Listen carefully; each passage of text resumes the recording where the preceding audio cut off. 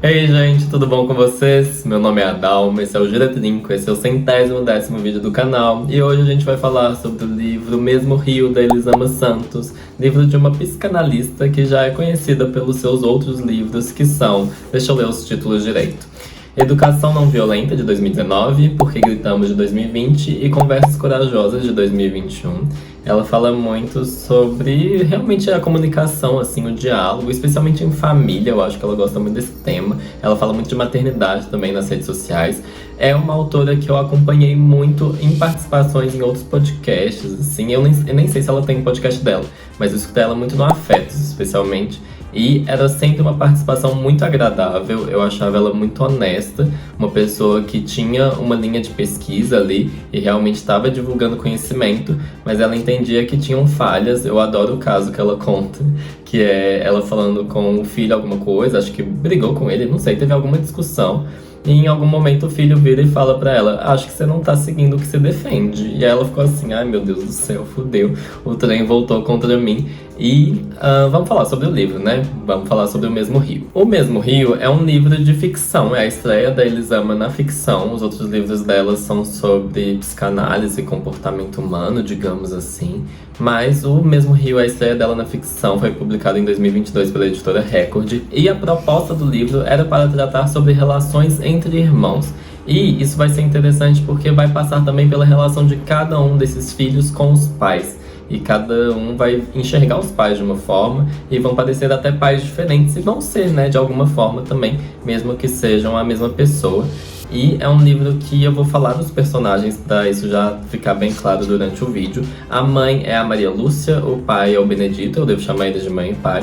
Os filhos, que aí é importante, o mais velho é o Lucas, aí a do meio é a Marília e a Rita é a caçula.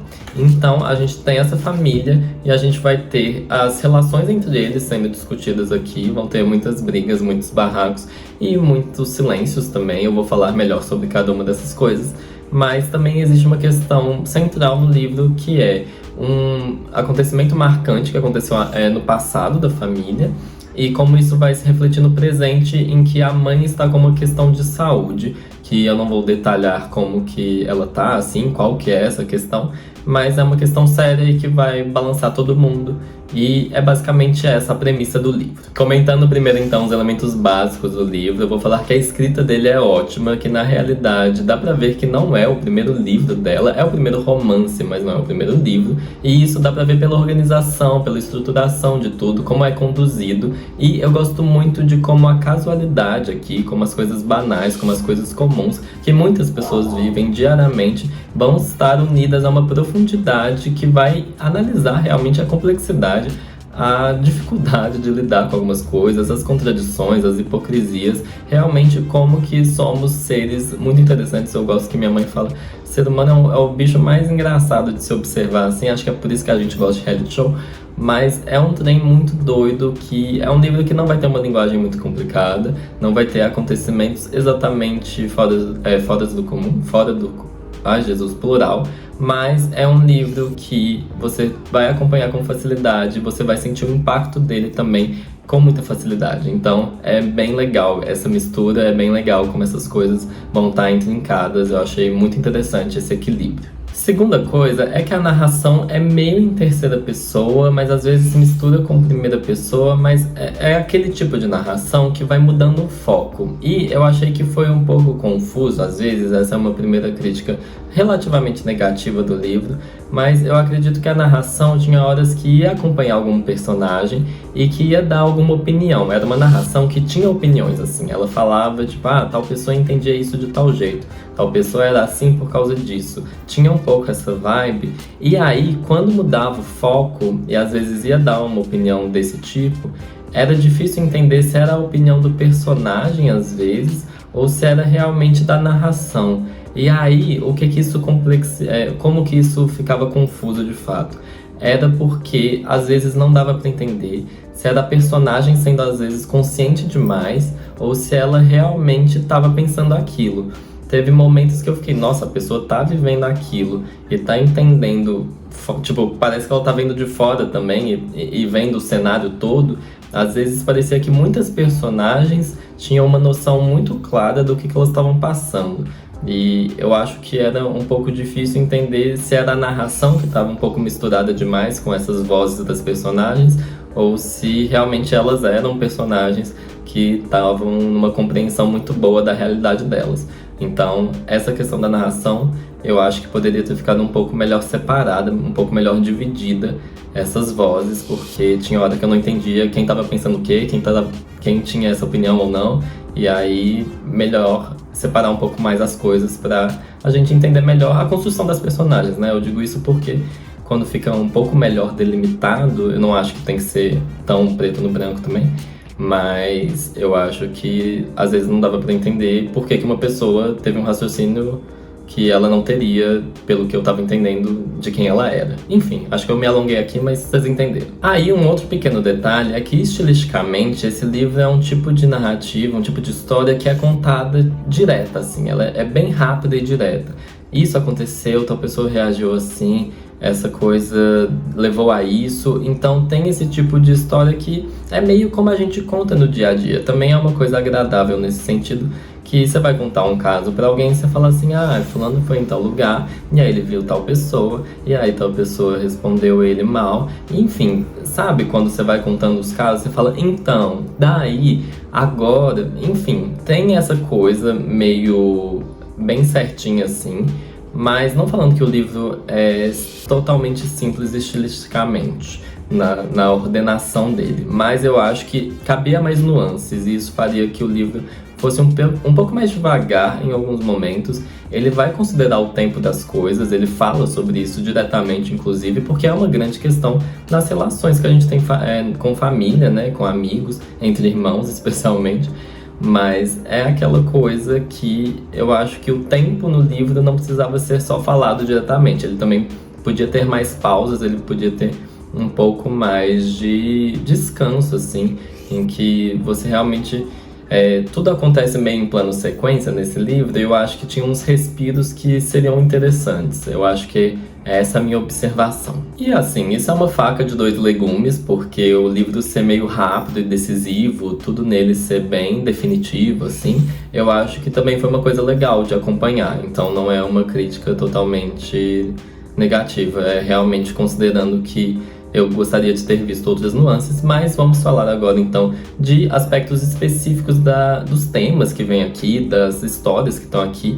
E a primeira delas é como funcionam expectativas dentro de uma família, uma grande questão, uma questão que vai perseguir, que vai assombrar muita gente. Então, como que isso vai ser retratado? Tem uma frase presente no livro que eu acho que vai sintetizar muito bem toda essa questão, que é: porque as coisas não eram como deveriam ser. Uma das personagens vai pensar isso em algum momento, ou a narração, mas isso vai ser falado e eu realmente fico assim, nossa, muitas ocasiões na nossa vida a gente pensa, por que as coisas não estão funcionando do jeito que elas deveriam, sendo que ninguém deu garantia nenhuma de que elas funcionariam daquele jeito. Eu já falei no canal em algum vídeo sobre como, acho que foi num que eu comentei a pandemia, mas realmente o quanto a gente fica abalado quando as nossas expectativas são meio que destroçadas, assim, e a gente tem que lidar com uma coisa que é muito fora do esperado e o quanto que isso afeta a gente profundamente. Eu acho que em família isso é um pouco mais delicado, porque a expectativa de um filho, especialmente, é muito complexa porque é uma nova pessoa, é uma coisa que é muito fora do normal, é uma coisa que realmente não existe, aquela pessoa não existe até ela nascer, então você não pode prever tanta coisa sobre ela, você esperar que ela tenha alguma profissão, ou que ela vai ser de algum jeito ou de outro, se ela vai ser hétero ou não, se ela vai ser cis ou não, enfim, existem muitas questões em relação a isso. Mas também em relação aos pais, assim, a gente cresce com a ideia dos pais como figuras muito perfeitas, não perfeitas, né, mas figuras muito dentro de uma caixa, figuras que vão seguir um comportamento muito certo, mas também são pessoas que estão passando por mudanças, que vão ter fases na vida, que foram outras pessoas antes do nosso nascimento. Então eu acho que essas expectativas vão ditar muito das relações que estão no livro. A gente fala, tal pessoa é de tal jeito, e a gente faz isso muito com família, tal pessoa é assim, então eu posso esperar dela isso, e se ela sai daquilo, a gente já fica um pouco com raiva, né? E o quão injusto é isso? E no meio disso tudo, o livro vai mostrar, e a gente nota na vida real também, que são muitas inseguranças e julgamentos e auto-julgamentos também, e egos mergulhados em orgulho, e a gente fica se perguntando quando a gente começa a analisar essas coisas. Em nome de quê, assim? É tudo por causa de medo? A gente não consegue elaborar porcaria nenhuma? É tudo um medo de que as coisas não estejam organizadas de um jeito que a gente consiga controlar? É tudo uma vontade de controle? E, nossa, as placas tectônicas das famílias, assim, como elas se organizam, é tudo tão forte, né? É tudo tão pessoal.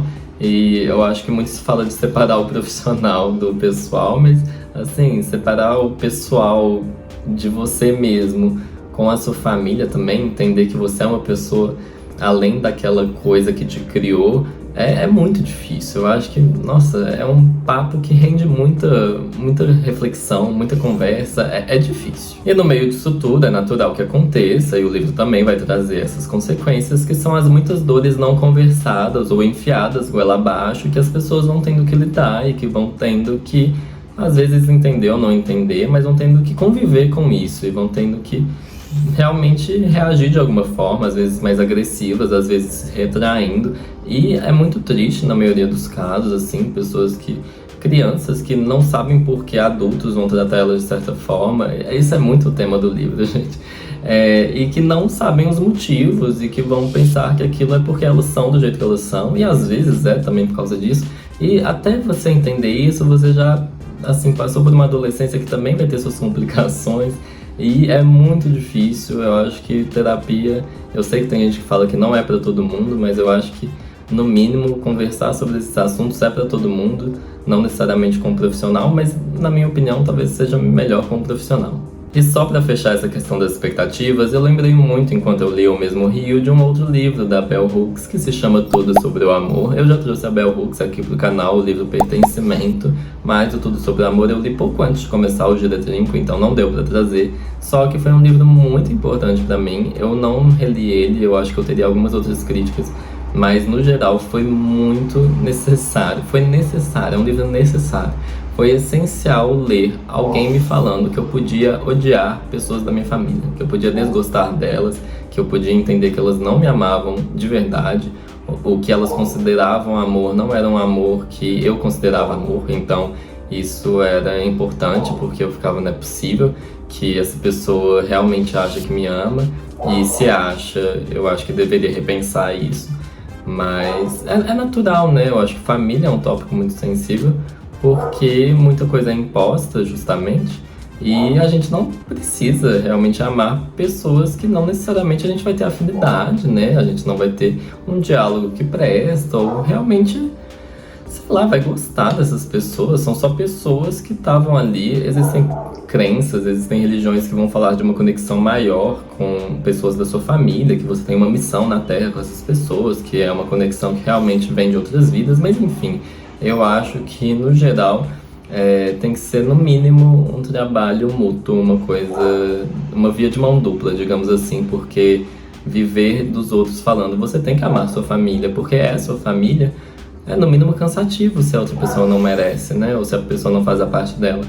Mas o livro vai analisar também que não é tão simples assim. Às vezes você achar que o outro não tá fazendo nada, ele tá fazendo o que ele consegue. É muito doido o livro, gente. Eu acho que você vai mudando de opinião muito rápido, assim.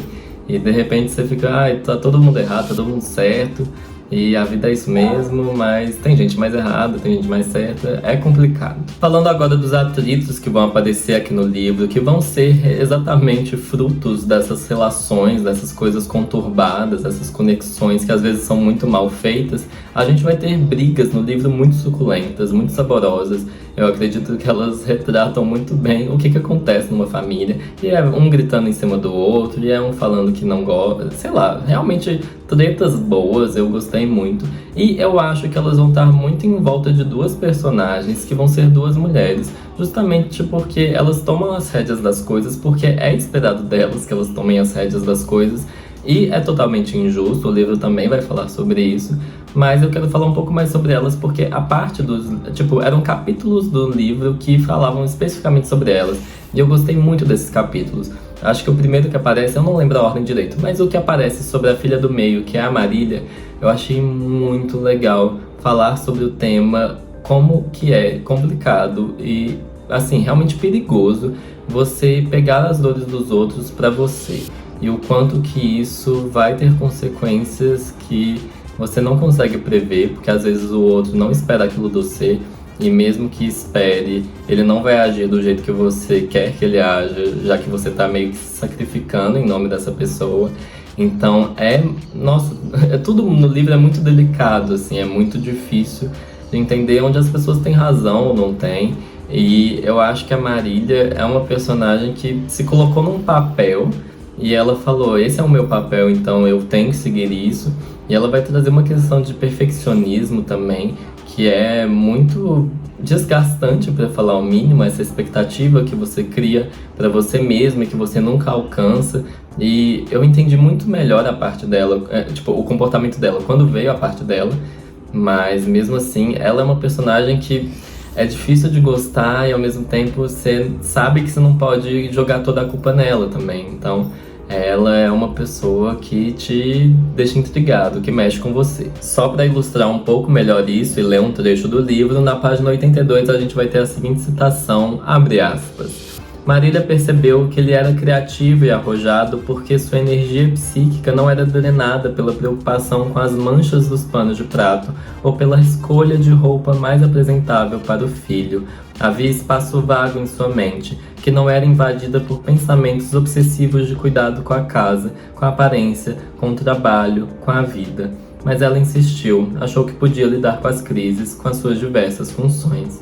Era capaz de conter as reclamações e suas dores em nome da família. Ninguém podia dizer que ela não tentou salvar aquela relação. Esse trecho também tem suas nuances, mas inevitavelmente ele também vai mostrar muito bem as possibilidades dadas aos homens que não são dadas às mulheres em muitas famílias brasileiras, todas as possibilidades realmente de imaginação, de pensar a vida fora da casa, assim. E pra quem não entende, assim, eu lembro da primeira vez que eu consegui formar essa ideia. Mas você organizar uma casa é a mesma coisa que organizar uma empresa, não tem tantas diferenças assim, no sentido de você pensar no fluxo das coisas, você pensar na organização das coisas, aquilo tem que funcionar e aquilo vai ter pessoas e relações, vai ter um RH ali também. Então é um trabalho muito desvalorizado, que existem pesquisas que se o trabalho doméstico fosse remunerado no Brasil, isso daria R$1 trilhão, então acho que fica muito evidente que isso não ser valorizado financeiramente com dinheiro, o quanto que o peso disso às vezes se perde, né? Muitos homens não reconhecem que a vida doméstica é essencial para que eles tenham uma vida profissional fora dali que seja de sucesso, que tem alguém sustentando uma base inteira para eles. E eles acham que é só uma coisa à parte, assim. Enfim, eu não vou entrar nessa discussão. Eu entrei mais nessa discussão, talvez, no meu vídeo de Vera, livro do Zé Faleiro, que eu resenhei agora, foi o primeiro do ano, em janeiro, primeira semana. Então fica a dica para vocês irem lá assistir, que eu falo mais sobre essas questões de masculinidade. Enfim, vamos falar agora sobre a outra personagem, que também é importante nos atritos que surgem, que é a mãe da família, que é a querida Maria, mais uma Maria, Maria. Enfim, o capítulo dela é essencial. Eu acho que se não existisse o capítulo dela, eu ia ficar com tanta raiva dela que seria descomunal, porque as coisas que ela faz, mesmo com o capítulo, já são um pouco difíceis de aceitar. Mas com o capítulo dela você entende melhor de onde sai, de onde vem tanta raiva. Ela vai ser especialmente agressiva, ela vai ser especialmente má com uma pessoa, uma das filhas especificamente. E é assim, nossa, é uma briga, é um rancor que ela tem que dá medo, assim, é uma coisa que é assustadora. Mas quando você entende o passado dela, você começa a ter um pouco mais de calma ao ver essa situação, ao ler essa situação. E mesmo assim, eu acho que a melhor frase que sintetiza isso é uma das filhas dela, que é... eu não ia falar isso antes, mas como eu vou ler o trecho, a Rita, que é a filha caçula, é quem é a receptora de todo esse rancor, toda essa raiva. Então vai ter um diálogo dela com o pai que vai sintetizar muito bem o que ela sente em relação à mãe. E eu acho que também tem muito a ver com essas coisas de expectativa, de família que eu já trouxe. Então vamos ler o trecho da página 126. Apesar de não parecer nada demais, eu acho que é uma citação muito boa. Eu acho que ela foi citada no podcast que indicava o livro e que eu fiquei muito interessado por causa dela, inclusive. Abre aspas. Você está bonita, pequena. Esse vestido ficou lindo em você. Obrigada, pai. Não foi o que a sua esposa me disse. Não sei por que você se importa com o que a sua mãe fala. Ela fala desse jeito, mas no fundo te ama e quer o seu bem. Queria que ela me amasse e quisesse o meu bem no raso também. Falou em tom de piada, mas queria ter dito a sério. Quantas relações não são sobre... No fundo, eu acho que ele é desse jeito, ou ele faz isso porque sim, ou ela é assim, mas na realidade ela pensa de outro jeito. O que importa? O fundo, o raso? Por que o fundo é tão importante às vezes se o raso parece totalmente o contrário, sabe? Isso em família, você já deve ter pensado em algum caso que te atinge mais profundamente. E no meio de tanta briga, no meio de tanto atrito, também vão ter muitos silêncios, e o livro vai trazer isso de uma forma que é realmente bem pontuada em relação aos silêncios dos homens, como eles são. Ai, gente, é um assunto que eu não queria falar tanto, mas a passividade dos homens, a inércia que eles têm de não lidar com as coisas, de não propor conversas, de acharem que tá tudo bem. É aflitivo, para dizer o mínimo, e eu acho que essa coisa de eu não sei como lidar, eu não sei o que falar. Você está tentando? Você está procurando alguma solução? Ou você está só enxergando uma batida de carro na sua frente ou realmente um acidente que já aconteceu sem prestar nenhum socorro, sem se movimentar de nenhuma forma? Você está fazendo sua parte? Você realmente acha que você não tem nenhuma responsabilidade? Eu já xinguei tanto homens no vídeo de Vera e falo dele de novo. Mas aqui no livro também fica muito óbvio que os homens têm uma carta branca, assim, tem um aval para não fazerem nada e não terem uma raiva ali que vai ser depositada neles por serem panguás. Então é cansativo e o livro também vai retratar isso. Porra, caralho, dá muita raiva esse assunto. E assim, eu acho que isso não só em relação aos homens, mas em relação a muitas questões familiares, existe muita frase, na verdade em várias situações da vida, assim, vai passar, vai ficar tudo bem. Eu acho que tem situações, isso eu vou me incluir também, vamos falar sobre as nossas contradições. Existem situações, existem momentos da vida em que realmente parece que a única coisa que você consegue falar, que você consegue dizer ao outro num momento de dificuldade é: vai passar, vai ficar tudo bem, ou estou aqui, qualquer coisa, pode me chamar. Mas eu acho que é interessante a gente refletir sobre o quanto que isso também pode ser vazio, assim. Muitas vezes as coisas não vão ficar bem, não vão melhorar, elas não vai passar. Se você não elaborar aquilo, se você não voltar naquilo, ou não vai ficar tudo bem porque é para ficar ruim. Então eu acho que a gente poderia, como sociedade, como pessoas, pensar melhor. E o livro também vai falar um pouco disso, de como a gente consegue tentar outras coisas, outros caminhos para que não fique no raso, né? Para que não fique só nessa coisa, tá, vai ficar bem. Vai mesmo? Por que você acha? E para finalizar o vídeo, eu vou falar sobre o final do livro, que foi, assim, não só o final, não só o último acontecimento do livro, mas no finzinho dele, basicamente, foram tomadas as decisões, os rumos que foram tomados ali, foram os que eu menos gostei, mas foi ok, não é que foi ruim não, mas foram os que eu menos gostei. Eu acho que tem coisa que tinha que acontecer, mas algumas outras coisinhas assim eu fiquei, tá, mas acabou bem, assim, acabou dentro de uma realidade, não foi nada inverossímil também, o livro não jogou tudo fora. E na realidade eu acho que é até essa questão do livro, ele vai trazer muitas reflexões. Eu nem comentei direito da minha personagem favorita, que é a Rita, que é uma grande personagem nesse livro. Ele tem muito material. É um livro que, assim, todo psicólogo deveria ler esse caralho, porque, nossa, ele vai mostrar jeitos de se pensar as coisas e como que uma pessoa vai enxergar uma situação que parece outra situação no ponto de vista do outro. Então, nossa, achei muito legal. O livro vai propor muita coisa, mas eu precisava pontuar que o final não vá com expectativas absurdamente altas. Eu não acho que ele também vai te decepcionar, não foi o meu caso, mas é um final legal para um livro que eu já vou adiantar, então já vou finalizar o vídeo. Se você me perguntar se eu gostei do livro, eu vou falar que eu amei, assim. Foi realmente uma experiência muito agradável. Eu acho que foi uma leitura fácil, apesar dos pequenos detalhes que eu mencionei. As reflexões que ele traz são muitas coisas que estão muito bem conectadas. E então, a construção do livro fez com que tudo fluísse, desse frutos de uma forma muito boa. Então não tem como eu reclamar. Inclusive eu quero ler os outros livros dela. Eu já tinha muita curiosidade, mas eu digo até os futuros livros dela. Eu acho que Elisama Santos é uma figura muito interessante agora na literatura de ficção, mas até os livros dela que são mais psicanalíticos, assim, que são mais de teoria, digamos, eu também quero ler, acho que vale a pena. Eu recomendo no mínimo escutar as participações dela em podcast para vocês entenderem a vibe dela, para vocês entenderem a personalidade, o carisma que ela tem. Ela é muito legal, talvez seguir nas redes, sei lá, gente.